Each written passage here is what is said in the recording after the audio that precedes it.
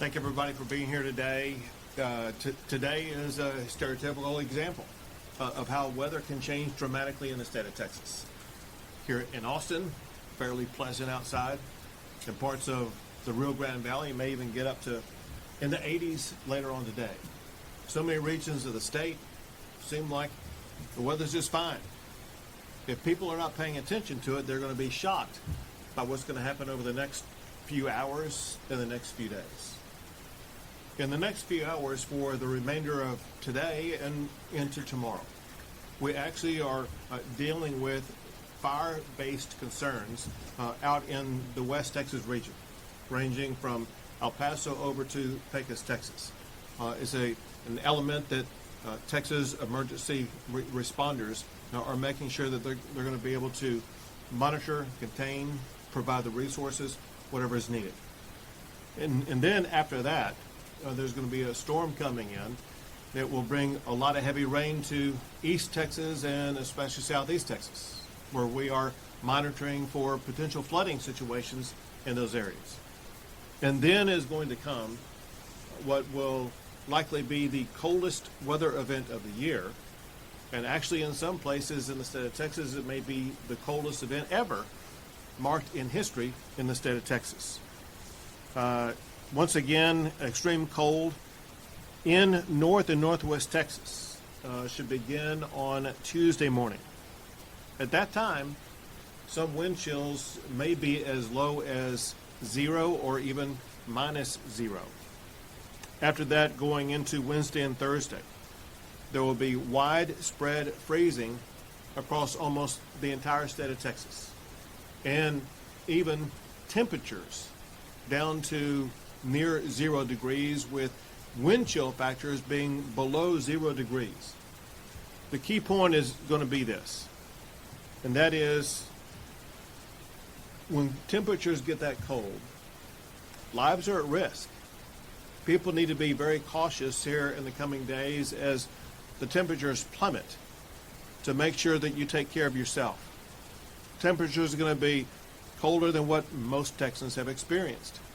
The more you expose your body to temperatures outside, the more that you pose a risk to your health and safety, especially for prolonged periods. So just be very watchful and cautious about your exposure to ultra cold temperatures. And to state the obvious, listen, we all know when cold temperatures hit, it could impact your pipes in your homes. Actions that you can take beginning today can help you get ready to prepare your pipes, to prepare your homes, to prepare your apartment, to wherever you live, to make sure that you will have it as winterized and safeguarded against this ultra cold temperature as much as possible. Not to mention your pets.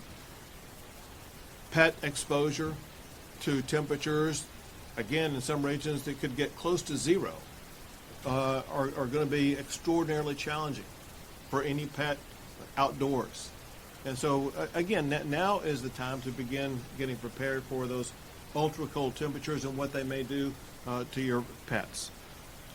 Already, I have directed the Texas Division of Emergency Management to increase the readiness level of the State Emergency Operations Center to level 2, which is an escalated response ahead of the severe cold that's coming our way.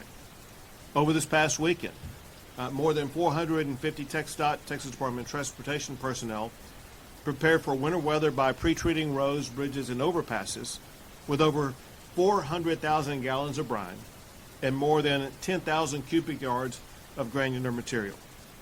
I've also directed the Texas Department of Transportation to deploy winter weather roadway equipment and crews to not just pre-treat roadways, but to maintain the treatment of roadways as the temperatures plummet and as certain regions, especially in North Texas, may get some level of precipitation, whether it be ice or potentially snow. I've also directed Texas Department of Transportation to provide both personnel and equipment to assist with traffic, road closures, and safety. I've instructed the Texas Division of Emergency Management to have field staff work with local partners to update warming centers around the state.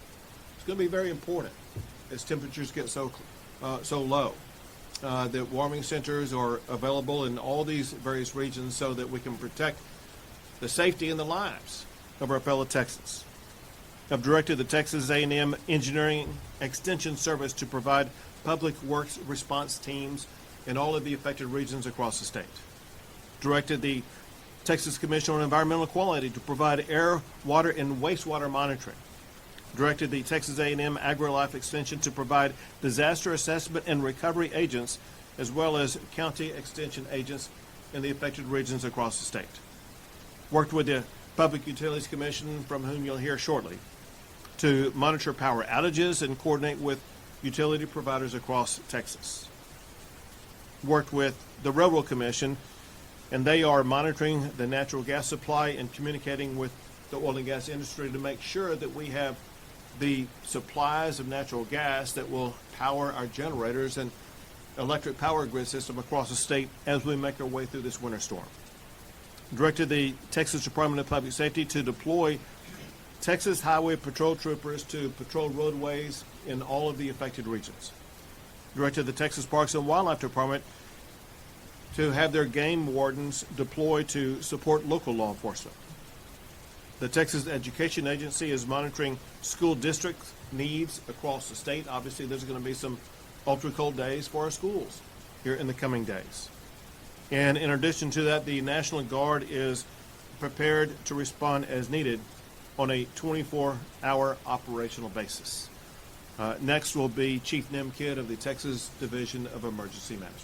Thank you, Governor, and thank you all for being here to help us get this message out. We'll go chronological order. As you heard the Governor say, today we're focused on wildfire threat and the Pecos region out to El Paso and West Texas. Our A&M Forest Service personnel are already in theater ready to support local government, local firefighters there. As we transition across the state and in Tuesday into Wednesday, we're looking for not a heavy amount of rainfall, but the rate of fall could be enough that produces flash flooding in the southeast Texas area. Texas A&M one has boats ready, as well as our game wardens are in that area working with our local partners. And then as we get ready for this Arctic front that comes in Tuesday into Wednesday, this is really what I'm concerned about, and it's the cold weather and the wind chills that we'll see for our people, our pipes, and our pets. You'll hear warming centers. Our website has the list of those warming centers. I'm very thankful to all of our local governments that are opening and operating those centers. We have staff ready to assist them if needed. If you find yourself out driving around and stranded on the side of the road in these ultra-code conditions, don't forget, on the back of your Texas driver's license is an 800 number. That number is 1-800-525-5555.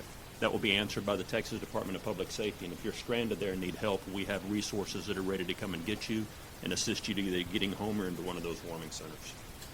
We're really going to focus on taking care of our people and our pipes and our pets. As the Governor mentioned, our website will hold a list of all of the licensed plumbers in the state of Texas. Take the time now to go figure out how to shut the water off to your house in case you do get a broken pipe so that you can mitigate some of that loss. And then finally, Governor, we see that when temperatures get this cold, people do anything they can to stay warm. Don't forget, carbon monoxide is a silent killer. It is odorless and colorless and tasteless.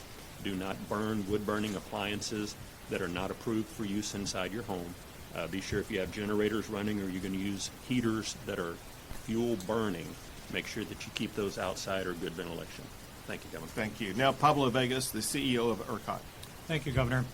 So right now we are in planning and preparation mode. We work very closely with the Texas Energy Reliability Council. We work closely with the Public Utility Commission as well as with TDEM.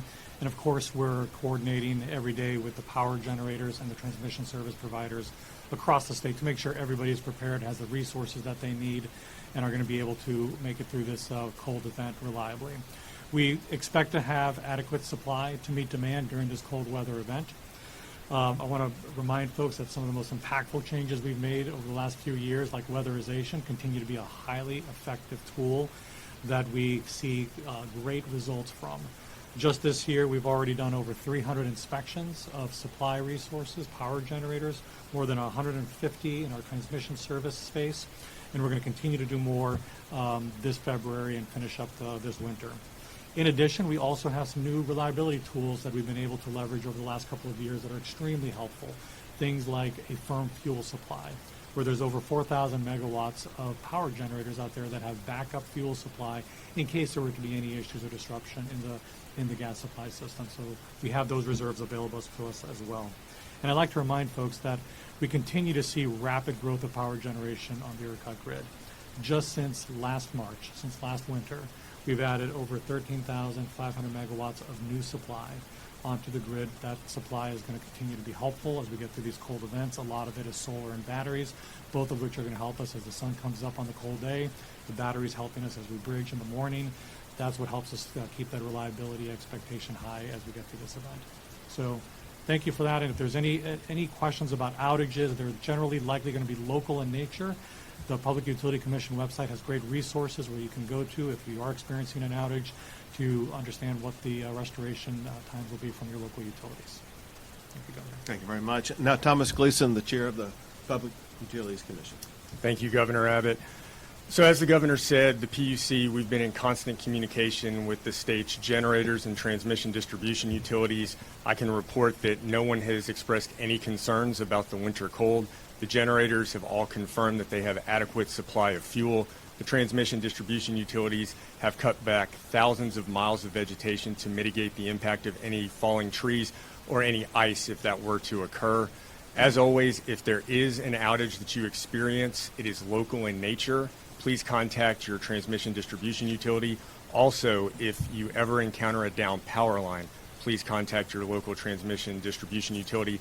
That information can be found at the PUC website at puc.texas.gov/storm. That's our storm resources page. There's also other pertinent information on that page as well to help get you through any type of cold weather event. Thank you, Governor. Thank you very much. And now, Mark Williams with the Texas Department of Transportation. Thank you, Governor. So the Texas Department of Transportation has been in a state of preparation and readiness for the conditions that the governor spoke about earlier. Fire danger out west, flash flooding risks in southeast Texas, extreme cold over a large portion of the state, and even chances of wintry precipitation and icing, primarily across the north part of the state. So our message to motorists is this. Take precautions and closely monitor the conditions in the areas that you are at. Depending upon that area, motorists should be aware of the extreme cold risk that's out there, freezing precipitation, flash flooding, and the fire risk that I spoke of.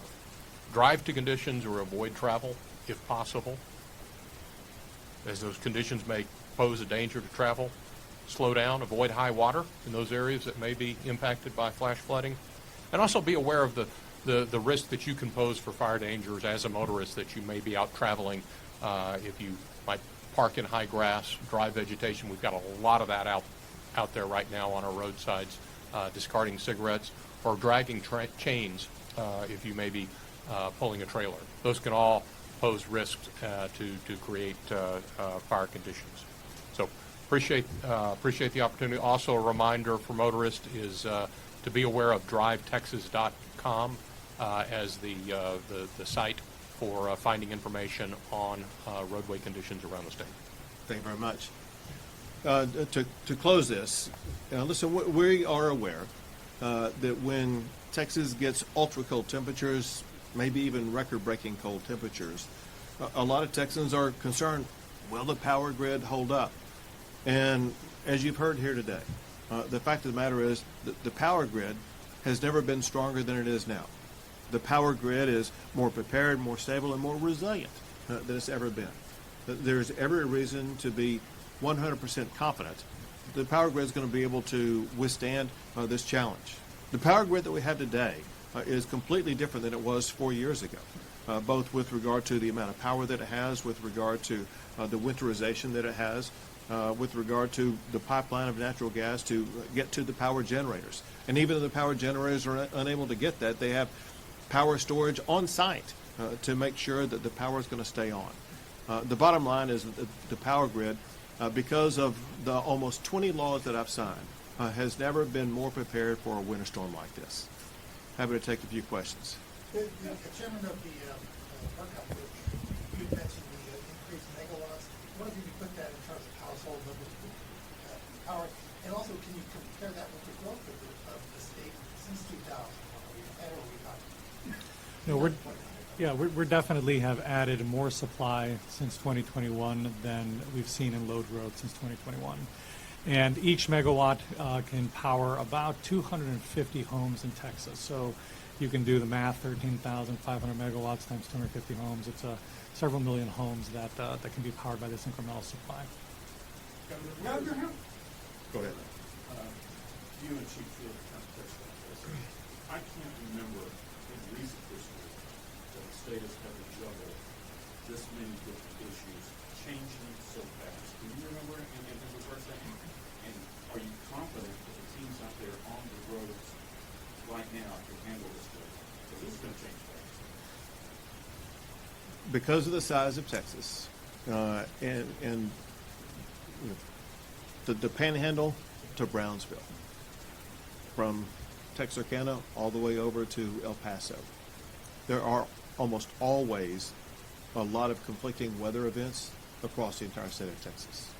Yes, we've been able to deal with massive flooding and fires on the same day, tornadoes in some areas, and in cold regions in other areas. Again, just because of the sheer size of our state, it's not uncommon for us to be able to deal with multiple weather events at any one particular time.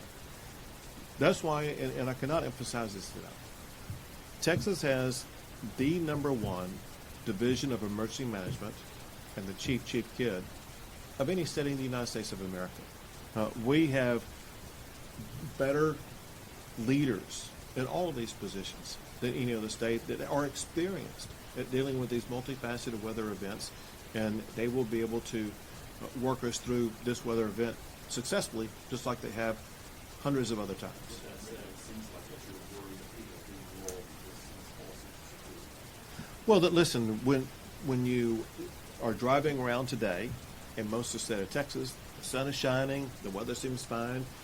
People may not be watching your newscast and see what the weather forecast looks like for the rest of the week. And what we are wanting to do today, we didn't want to have this on like Tuesday or Wednesday when the weather was already here. We wanted to make sure that Texans had a 24-hour, 36-hour warning in advance about what is coming, the severity of what is coming, and what they can begin to do right now to get prepared for this, and just understand that it's going to be a few days of ultra-cold weather, and to do the best they can not to expose themselves or their pets or their family members to the ultra-cold weather. Governor, along those same lines, Texans still have vivid memories of Winter Storm Uri. Would you compare this coming event to that one, especially with these other disasters attached, fires, flooding? So listen, the cold in some areas may be even colder than it was 4 years ago. There is a difference between this week and what happened 4 years ago in several ways. One is for several days, almost an entire week, the entire state of Texas was at or below freezing.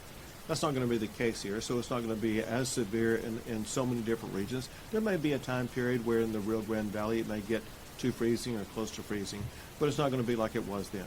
Second, going back to 4 years ago, there was a prolonged period of cloud coverage that denied the capability of all the different resources that provide power input to our power grid. And that's not going to be the case this time. And so not only are we better prepared to withstand what would have happened 4 years ago, but the conditions this time will not be quite as severe as they were last time, even though the temperatures may be lower. Governor, what conditions are there here in Central Texas, and what concerns about it? So I may have you answer that because listen, it's going to get cold in Central Texas. There's a map right behind you that shows where the precipitation is, and in Central Texas, depending on how you define Central Texas, let's say the Austin region with a 100-mile radius, there is highly unlikely there's going to be any precipitation. But I'll have Chief Kidd give you a more detailed explanation of what people in Central Texas should expect concerning temperatures. Yeah, thank you, Governor, and great question. West Texas fires, North Texas a lot of cold, Southeast Texas a lot of flooding, Lower Rio Grande Valley could be nice and warm. Right here through this area is where people probably will be lulled into the biggest false sense of security. you miss the forecast by 50 or 100 miles. We could get a little bit colder. We could stay nice and warm, and I really just need people to pay attention. Today's a holiday for a lot of people that are out right now. I doubt they're going to be getting the message out. That's why we need you to help us get this message out, especially some that may be traveling over a 3-day weekend and coming back. We want to make sure they get home safe. Kind of following up on the discussion, and this may be a question for Mr. Gleason or talking about power generation. When you've got the grid and you have such extreme back and forth between, it's going to be warmer and wildfire risk in some areas, colder in certain areas. Does that sort of, the two extremes, does that affect how the grid gets its energy at all? And then it's distributed to different folks across, you've got some people with their AC on, some people with their heater on. How does that work out? Sure. I'll let the Public Utilities Commission and ERCOT explain that to you. Yeah, so, we, as the governor said, 20 or so laws passed that he signed. We have requirements on those generating facilities to be able to perform in both cold and hot weather. So I don't anticipate that we'll see any issues with reliability because some areas of the state are experiencing different conditions than others. And I would just add that we really benefit from the diversity of the supply resources that are spread throughout the state. The geographic diversity is incredibly helpful.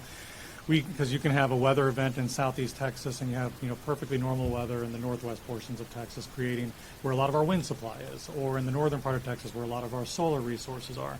And so as we see these fluctuations, where you've got very cold, very warm, and moderate, all spread out on the same day, we've got a plentiful supply of diverse resources that can all be contributing to help generate.